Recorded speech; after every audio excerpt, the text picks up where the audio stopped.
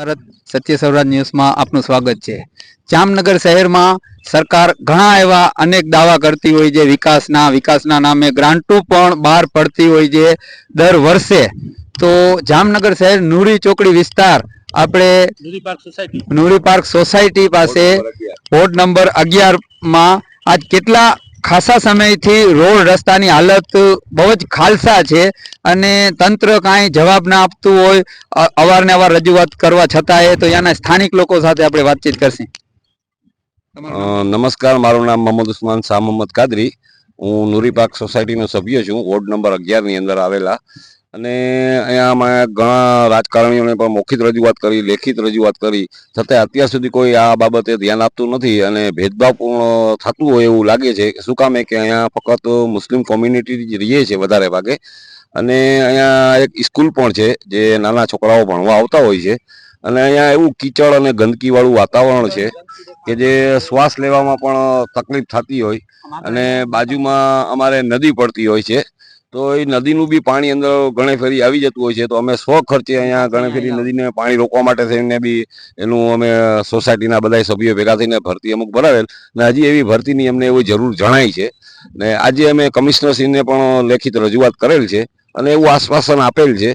દરેક વખતે આશ્વાસન આપે છે, અમે એવી આશા રાખી છે કે આ વખતે આશ્વાસન જો સારું કરી દઈએ તો બહુ સારું છે। અને જામનગર મહાનગરપાલિકા કમિશનર સાહેબે કેટલા ટાઈમમાં રોડ બની જશે એવું તમને કીધું? એવું ચોક્કસ ટાઈમિંગ આપેલ નથી, પણ આશ્વાસન સારી રીતે આપેલ છે અને નોટમાં નોંધણી પણ કરેલ છે અમારી રજૂઆતની। સરકાર તો દાવા કરતી હોય છે સબકા સાથ સબકા વિકાસ, તો આવું ભેદભાવ કેમ જામનગર શહેરમાં? મુસ્લિમ વિસ્તારને મુસ્લિમો રહે છે એટલા માટે? અમને એવું જણાય છે કે હકીકતે ભેદભાવ તો થાય જ છે।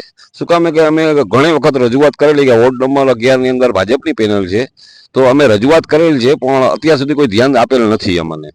કોર્પોરેટરની ચૂંટણીઓમાં અને મતદાન, સાંસદ સભ્ય, ધારાસભ્યમાં મતદાન તો તમારા ઘરે કરાવવા આવતા જ હશે બધા ટાઈમે મતદાન કરવા માટે બધી ટીમો? હા, મતદાન તો અમે બધાને કરી છીએ, એવું નથી પર્ટિક્યુલર કોઈ એક જ અમે પાર્ટીને કરતા હોય। પછી કેમ જવાબ નથી દેતા કે જોવા નથી આવતા તમારો સ્થળ ઉપર કે તમે કઈ હાલતમાં અત્યારે તમારા એરિયામાં રોડ રસ્તાની હાલત શું છે, કેમ જોવા નથી આવતા? ના, એટલે જ આ કોઈ જોવા નથી આવતા, એના કારણે જ અમે ડાયરેક્ટ રૂબરૂ બધા સોસાયટીના સભ્યો મળીને કમિશનરશ્રીને રજૂઆત કરેલ કે ભાઈ આ રાજકારણીઓ છે, એમના રાજકારણીઓ જે કાંઈ હોય વાંધા વચકા એ લોકો આપસમાં રાખે, અમારી સોસાયટી પર ધ્યાન આપે એવી અમે રજૂઆત કરેલ છે। જોઈ શકો છો તમે, જામનગર શહેરથી આ સ્થાનિક લોકો બહુ જ ખાસા પરેશાન છે અને કીચડ અને હાલવા જેવી પરિસ્થિતિ પણ નથી। જામનગર શહેરમાં કચરો પણ, અહીંયા કોઈ ગંદકી કચરો પણ કોઈ ઉપાડવા નથી આવતો, અહીંયા ગંદકી જોઈ શકો છો।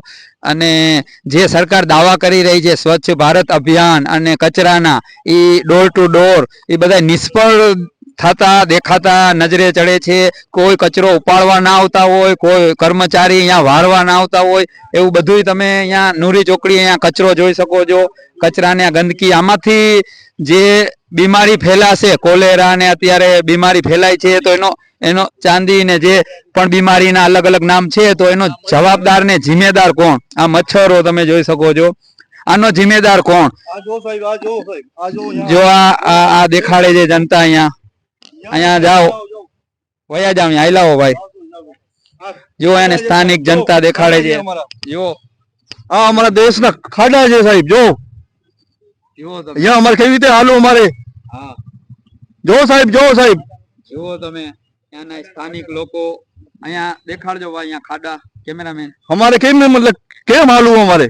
હા, અહીંયા જોઈ શકો છો તમે, અહીંયાના સ્થાનિક લોકો રોષે ભરાયા છે અને આવનારા ટાઈમમાં જો આ રોડ રસ્તાને સરકાર તંત્ર જવાબ નહીં આપે તો તમે તો અમારે પછી ઉગ્ર આંદોલન કરવું પડશે। હા, અમારી ઈચ્છા છે। પછી આવનારા સમયમાં અગર સરકારને તંત્ર આ લોકોને ધ્યાનમાં રાખીને રોડ રસ્તાનું કામ નહીં કરે તો નૂરી પાર્કના સ્થાનિક લોકો ઉગ્ર આંદોલન પણ કરશે। જામનગરથી Satya Sauraj news bureau chief Mustaq Qureshi, જય હિન્દ, જય ભારત।